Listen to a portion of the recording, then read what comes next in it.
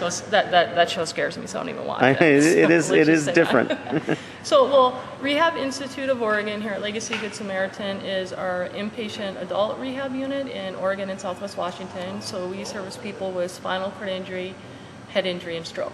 So acquired disabilities, if that makes sense. So after someone has a car accident or stroke or whatever, that's when they'll come here for rehab. Okay?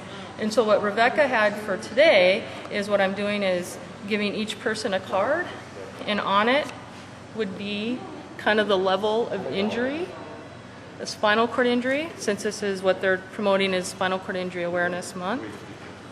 And is it Todd? It is. I'll hand you Thank one. you.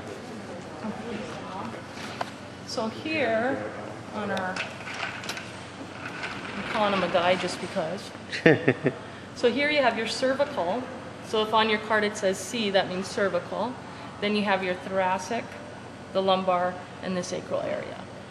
So if you were to sustain a spinal cord injury, let's say in a car accident or motorcycle injury, accident at the C4 level, so your injury 1, 2, 3 would be all the way up here in the neck. Oh, Yeah. So what that would do then, if it's a complete injury, it would affect everything below. Be bowel, bladder, movement, those kinds of things. And I have here these handouts that you guys can keep, which shows exactly on the level. But I know you're trying to record. I'm just going to kind of set it there Sure. for now. But it shows on there, if yours was C4, the level of injury is kind of right around the shoulder, so you might have some shoulder shrug, but you'd be able to breathe on your own. That wouldn't be affected if it was a higher level in your neck. Like let's say where Christopher Reeve sustained his injury, then that would affect the nerves that go to your lungs and help with your diaphragm, help with the breathing. right. Yeah.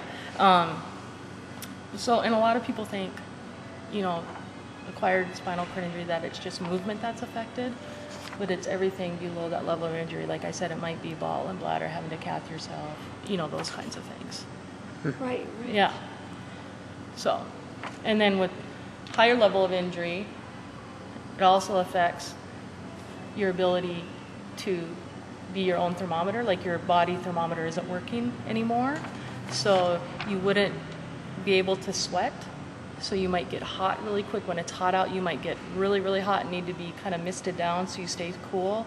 And when it's cold, you get really, really cold because that inner thermometer isn't working all that well to help you regulate the temperature of your body. So then, to help them regulate the temperature of their body, what are some things they can do, like? If it's, what I do is if it's super hot out, like it's summertime, because that's not something that we can actually reconnect or anything like that. But if after a while someone becomes really in tune with their body and they know, so it might be, I'll tell people to get little misting bottles from like Fred Meyer's A Garden section, and put some water in it, some cool water, and kind of mist them on the head because that'll help keep the temperature down. Would be one way of doing it. A hat, sunblock, all those kinds of things. Exactly, all the regular kinds of things, and like,